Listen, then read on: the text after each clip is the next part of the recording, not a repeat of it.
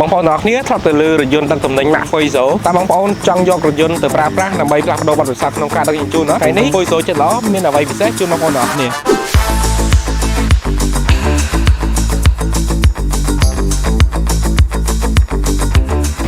ថ្ងៃនេះរថយន្ត Fuizo បានបង្កើតឡើងនៅកម្មវិធីមួយដែលមានឈ្មោះថា Fuizo ចិត្តល្អដែលអនុញ្ញាតឲ្យបងប្អូនទាំងអស់គ្នាដែលជាម្ចាស់អាជីវកម្ម Depot Logistics ស្ថាប័នរដ្ឋស្ថាប័នឯកជនទាំងអស់អាចយករថយន្តប្រភេទ1តោនកន្លះទៅប្រើប្រាស់ដែលដំឡើងមកពីប្រទេសជប៉ុនដោយអត់គិតថ្លៃក្នុងឱកាសពិសេសនេះបងប្អូនអាចយករថយន្តទៅសាកល្បងឬអាចតេស្តសមត្ថភាពដឹកទំនិញបានដោយអត់គិតថ្លៃទទួលបានបទពិសោធន៍ថ្មីក្នុងការដឹកទំនិញលើពីនេះទៅទៀតអាចជួយសម្រួលដល់ការដឹកជញ្ជូនរបស់បងប្អូនថែមទៀតផងសម្រាប់រថយន្ត Fuizo Model Canter FE71 ជារថយន្តប្រភេទ1តោនកន្លះដែលផលិតនឹងកម្លាំងមកពីប្រទេសជប៉ុនសុទ្ធ 100% ដែលបំពាក់ដោយម៉ាស៊ីនជប៉ុន Mitsubishi ដែលមានកម្លាំង 111 សេសបំពាក់ជាមួយនឹងប្រអប់លេខអាលុយមីញ៉ូមដែលធ្វើឲ្យប្រអប់លេខស្ងាត់ងាយស្រួលក្នុងការដាក់លេខកាត់បន្ថយកម្ដៅចំពោះសាក់ស៊ីវិញមួយដើមគ្មានដំណដែលមកពីរោងចក្រតែម្ដងដែលមានភាពរឹងមាំនិងភាពរលាស់ផងដែរជាមួយនឹងកាប៊ីនខាងក្នុងចង្កឹះលេខនៅខាងលើដែលងាយស្រួលក្នុងការដាក់លេខដែលបង្កើតនូវសុវត្ថិភាពសម្រាប់ឲ្យបងប្អូនក្នុងពេលធ្វើដំណើរតើបងប្អូនផ្លាស់ប្ដូរបទពិសោធន៍ក្នុងការដឹកទំនិញឥឡូវនេះដោយទំនាក់ទំនងតាមរយៈលេខទូរស័ព្ទខាងក្រោមនិង Facebook Page របស់ពួកយើង